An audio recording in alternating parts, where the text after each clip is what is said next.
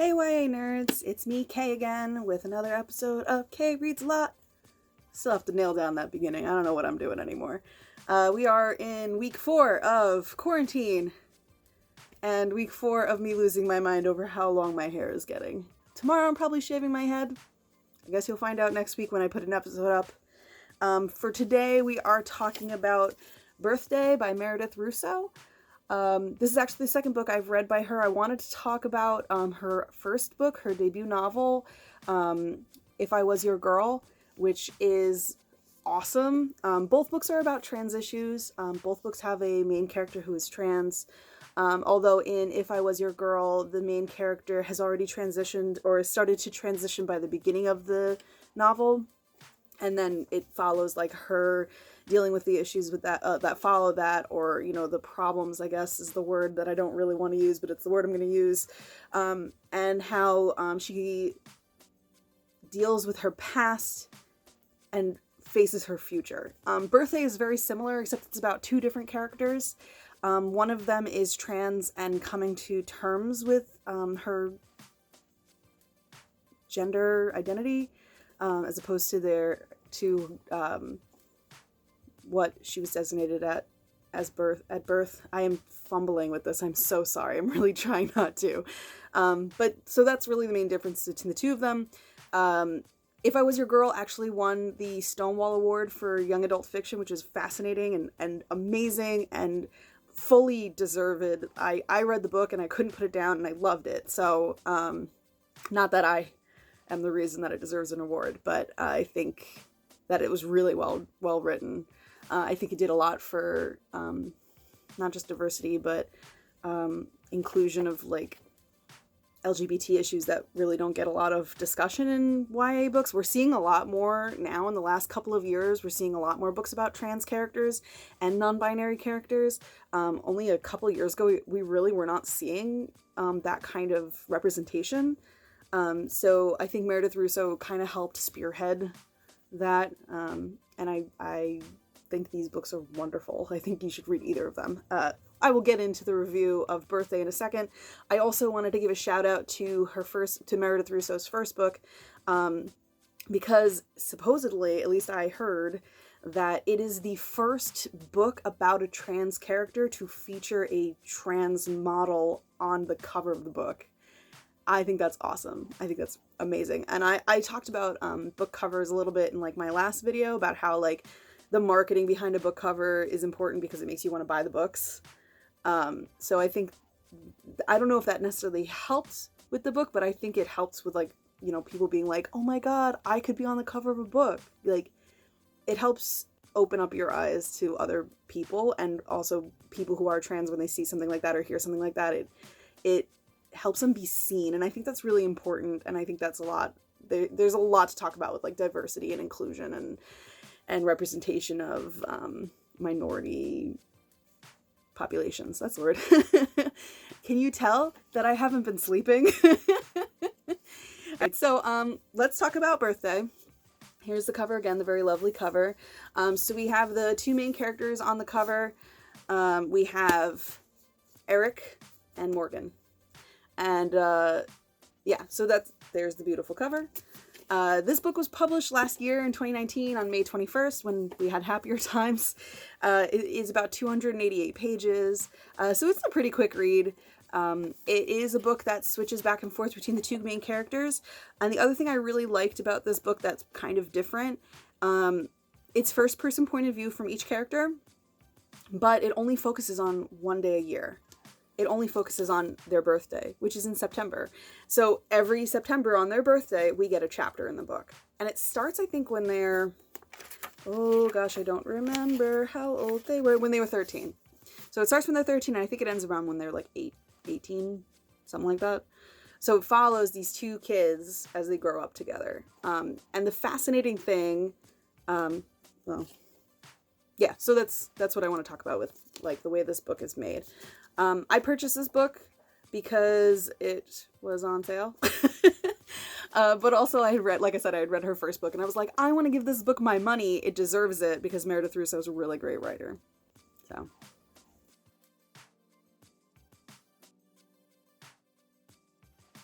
In terms of the plot is really interesting. I kind of touched on it a little bit at the beginning of this video. So Morgan is trans, and she, from the very start, I think the first chapter is her point of view. She really wants to tell Eric, because they've been best friends literally their entire lives. Their parents got stuck in a freak snowstorm in Tennessee in September. I think it's Tennessee. Oh my God, I'm totally botching this. They get stuck in a freak snowstorm on the day the both of them are born. And because of that, the families became really close. They became friends. And then they raised their children together. And through better or worse, through death of a parent, through, potential family abuse, these two kids have been together their entire lives. And every year on their birthday, they celebrate it together. I think that is amazing. So the story kind of follows like Morgan's transition, first socially, and then later on in the story, a medical transition. It also follows Eric's confusion, because for a lot of the book, he has a crush on Morgan and can't figure out why, because he's straight, he's attracted to women. And so I kind of liked that Meredith Russo played with that, like that you can be straight and attracted to trans women. It's true. That might be controversial opinion, I guess, but it's not. And I think addressing that and like letting it happen kind of naturally between the two of them was like a really awesome way to do the book. So that's pretty much the basis on the plot. Two kids grow up together, one of them transitions, the other one has a crush on the first one that transitions. And it's really beautifully done. I love the two characters. They're really well fleshed out. And they're the kind of characters like I just want the world for them. I just want them to be happy. And the entire book, every time something happened where it was like, and now we're unhappy, I was like, no, I just want them to be happy. That was literally like my entire experience with the book. I think I read it in like 2 days because I was like, I just need them to be happy. So...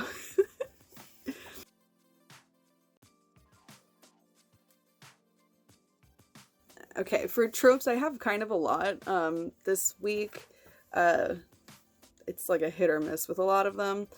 So we have broken family units, clueless adults, love cures all, no car, only one friend in the world, parental neglect, which is a new trope, and switching point of view.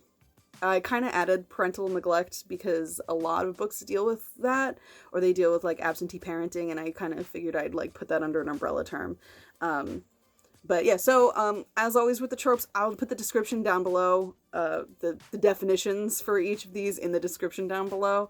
And I've made this list by like my own wherewithal as a teen librarian, but also like looking at other lists of other tropes and doing a little bit of research on the internet and talking to the librarians. So that's where this list comes from. If you can think of a trope that I've never covered, could just be I haven't used a trope that I have on my list, but it could also be that I've missed something. You should let me know in the comments, and I'll see if it's worth adding to the list. Right now I have 38 tropes that I just keep rotating and using for different books, but I'm always looking for new ones, so...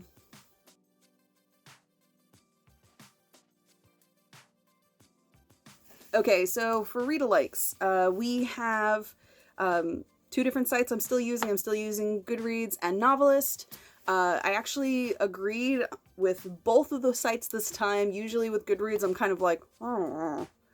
Kind of like, Goodreads, did you really pay attention to this book? What are you recommending me? I don't understand. So from Goodreads, we have I Wish You All the Best by Mason Deaver. I have not read this book. It is on my TBR list. I'm actually really looking forward to reading this one. It is about a non-binary character. I'm assuming it's a coming out story, but also I think there's a love story involved. So it is very similar to Birthday in those regards. And the other one is Like a Love Story by Abdi Nazemian. If I pronounced that wrong, I am so sorry. I started reading Like a Love Story. I had a hard time getting into it. It switches point of views, just like Birthday. It is about gay rights. Oh, it's about a gay rights activist in the 90s, the early 90s, late 80s, I think. And it deals a lot with that. And I think right now with the pandemic, it was a little too much to read that right now. So I might come back to it when I'm feeling more in the mood to tackle a book about gay rights. It'll probably happen sooner rather than later. And from Novelist, they recommended Simon versus the Homo Sapiens Agenda by Becky Albertalli. Highly recommend this book. I think I did review this book. Yeah. If you want to see the review for that book, you just have to go to my channel. I might put the link to it in here somewhere. Yes, I'll have to figure out how to do that. But that book's about a young man coming out as gay. So it is a coming of age, coming out story. It's also written in letters, which I loved. No switching point of view. Well, it's not written in letters. It has letters in every chapter. I'm sorry. I'm tired. And the other book is Odd One Out by Nick Stone, which I also have read. And Odd One Out is really cool because it's a love triangle that works. That is the best way I can explain it. So you have one bisexual character, one straight character, and one lesbian character. And so the bisexual is a girl. And so these two fall in love, and these two fall in love, and then these two, something happens, and I don't want to spoil it. These two, the straight boy and the lesbian, are best friends. So I loved it. That's also switching point of view. I think that my favorite part about Odd One Out is that the chapter titles reflect which character we're following. So when we were following one character, the chapters were crossword puzzle answers. I thought that was cool. Recommend all of them. But yeah, if you like any of those 4 books, you would really like Birthday. If you liked Birthday, you would like any of those 4 books.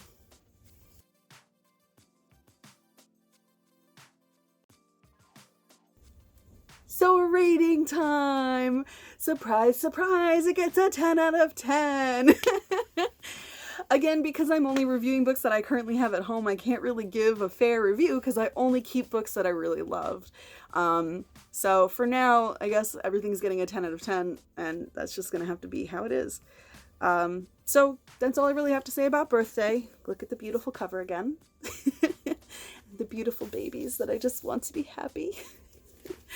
And I guess I'll just keep uploading every Wednesday until I run out of books on my shelf, but I do have like 12 more, so I'm set for at least a few months. And hopefully after all of this is over, I will keep updating because I am really enjoying this, though it is taking up room on my phone to record myself like this. Oh well. So yeah, if you liked Birthday, let me know in the comments.